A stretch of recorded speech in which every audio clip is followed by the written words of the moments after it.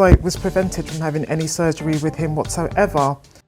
I don't to experience to secondary or tertiary rhinoplasty. He didn't seem to recall that this was in fact I think my nose will look nicer with a bridge that's less tall, with a longer tip, and if my left nostril is made the same size and shape as my right nostril. So let's see what Dr. Zafer Atakan, a so-called VIP surgeon from Cina Med in Istanbul, can offer me for my nose. I've been led to believe that my nose is very complicated and difficult because of the reasons that we said, that, and so you feel you can fix it, you can make the tip a bit longer because it's too short, especially on this side. And you have an nostril show. I've got a what? Nostril show. We said nostril show. You can see the inside of. And it's just I've got discoloration there, and so you can, you know, do the autologous tissue for my new implant, make the tip longer, and improve my left nostril. I see. Have you done many noses like mine? Not many, because we can't see these kind of noses like that, but I had lots of noses. On the reason of accident, we fix lots of noses. So I plan your nose in my mind, but I think it's better to take out this silicone implant or changing this silicone implant with an autologous cartilage rib graft. Or do you have graft in the rib, in the ear? No, nothing has ever been done to my ears. Perfect. And not rib as well? Nothing has ever been done to my ribs. Yes, see. I've got all my ribs. At the Asli Tarkan clinic, Jada and Asli made suggestions for my nose that I was in complete agreement with. Now Asli, the very glamorous of the two ladies, is the clinic owner. The best guarantee job is using your rib cartilage. We are taking from here and we are transferring to silicone bone, and the kayar. silicone can move like this. It's moving because of this. Kaburgadan olacak. We will use your rib cartilage. Burayı düzeltecek komple. We will fix completely Zaten şurada your problemleri var, burada asimetri var. Already you have asymmetric looking. We are gonna fix çok it. yukarıda. And the nose looks a little up. Normalde bunu yapacağız. I'm Gina and I'm from London. Professor Nazim Shirkesh is a world famous rhinoplasty specialist, and he didn't seem to recall at our consultation that this was in fact the third time I'd met him. The first time was back in 2014 and the second time was, I believe, 2020. These are his assessments of the requirements of my nose. In such a case, I would remove this implant and replace it with an autologous tissue, with autologous cartilage, and we'll take a cartilage from your rib and make a definition to your tip and reconstruct the tip and correct these asymmetries and augment the bridge with an autologous tissue. This will be removed. Instead of that, I will put a cartilage graft from the rib. Tip doesn't have the definition. Tip defining points does not exist. And this, as you said, this is too high for your ethnicity. And this is moving actually pretty broad.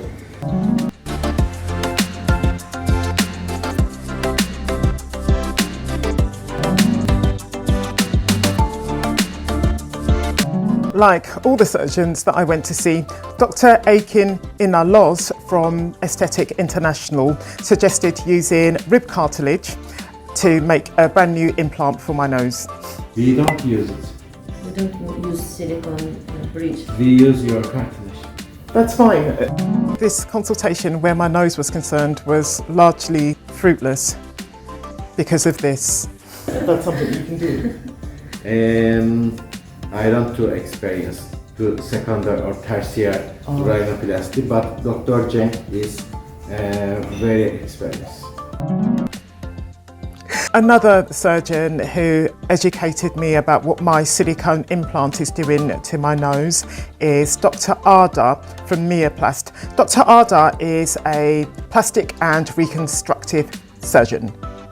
So I advise her to take the silicone implant inside of her nose, and we need to take a costal rib cartilage and put into her nose, and we try to fix the problem in the tip area, the colimellar hanging problem, and also the implant is hanging from outside of her nose, so we are going to fix it.